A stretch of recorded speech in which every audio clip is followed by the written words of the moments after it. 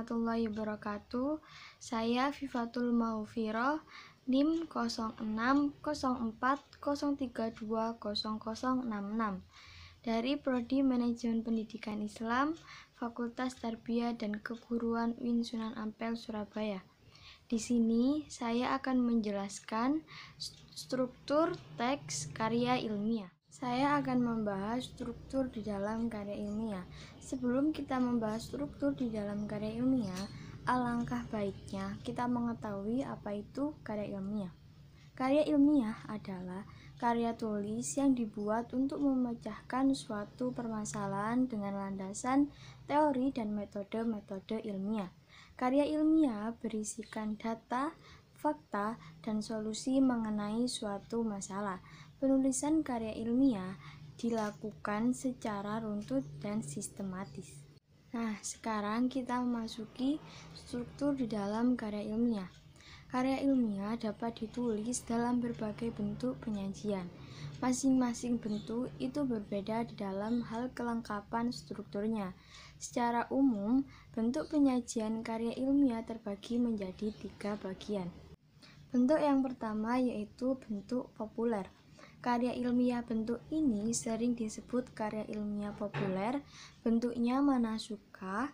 Karya ilmiah bentuk ini bisa diungkapkan dalam bentuk karya ringkas atau singkat. Ragam bahasanya yang bersifat santai tetapi populer. Karya ilmiah populer umumnya dijumpai pada atau di dalam media sosial seperti koran atau majalah. Bentuk yang kedua yaitu bentuk semi-formal yang berisikan halaman judul, kata pengantar, daftar isi, pendahuluan, pembahasan, kesimpulan dan saran, dan daftar pustaka. Bentuk yang ketiga yaitu bentuk formal. Karya ilmiah bentuk formal disusun dengan memenuhi unsur-unsur kelengkapan akademis secara lengkap, seperti di dalam skripsi, tesis, dan disertasi. Unsur-unsur karya ilmiah bentuk formal meliputi yang pertama, judul, kedua, tim pembimbing, ketiga, kata pengantar, keempat, abstrak, kelima, daftar isi, keenam, bab pendahuluan, ketujuh, bab telaah kepustakaan, kedelapan, bab metode penelitian, kesembilan, bab pembahasan hasil penelitian, kesepuluh, bab kesimpulan dan rekomendasi, ke-11 daftar pustaka, ke-12 lampiran-lampiran, dan yang terakhir 13 yaitu riwayat hidup.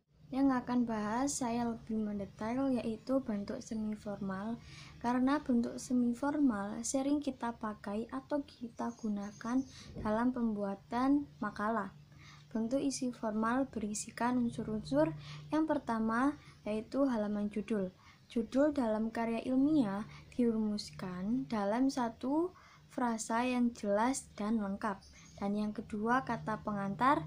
Kata pengantar, dalam kata pengantar dicantumkan terima kasih untuk orang-orang, lembaga, dan organisasi yang telah membantu menyelesaikan makalah tersebut.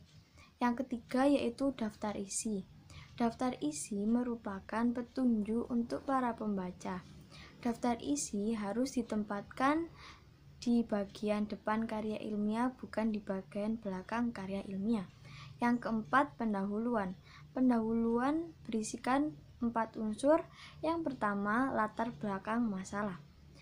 Uraian latar belakang masalah dimaksudkan untuk menjelaskan alasan timbulnya masalah dan pentingnya dibahas. Dan yang kedua, perumusan masalah. Masalah adalah segala sesuatu yang dianggap penulis untuk dipecahkan. Yang ketiga yaitu tujuan. Tujuan merupakan pernyataan mengenai fokus pembahasan di dalam penulisan karya ilmiah tersebut. Yang keempat yaitu manfaat. Perlu diyakinkan pada para pembaca tentang manfaat atau kegunaan dari penelitian karya ilmiah tersebut. Yang kelima yaitu pembahasan. Bagian ini berisi paparan tentang isi pokok karya ilmiah terkait dengan rumusan masalah atau tujuan penulisan yang dikemukakan pada bab pendahuluan. Yang keenam yaitu kesimpulan dan saran, menguraikan keseluruhan hasil penelitian, mengulas hasil penafsiran yang dirujukan kepada landasan teori yang digunakan kemudian dikemukakan. Dan yang ketujuh, yang terakhir yaitu daftar pustaka. Daftar ini harus secara lengkap dan sistematis, mencantumkan seluruh buku sumber yang digunakan di dalam penulisan karya ilmiah tersebut. Sekian penjelasan dari saya, semoga bermanfaat. Wassalamualaikum warahmatullahi wabarakatuh.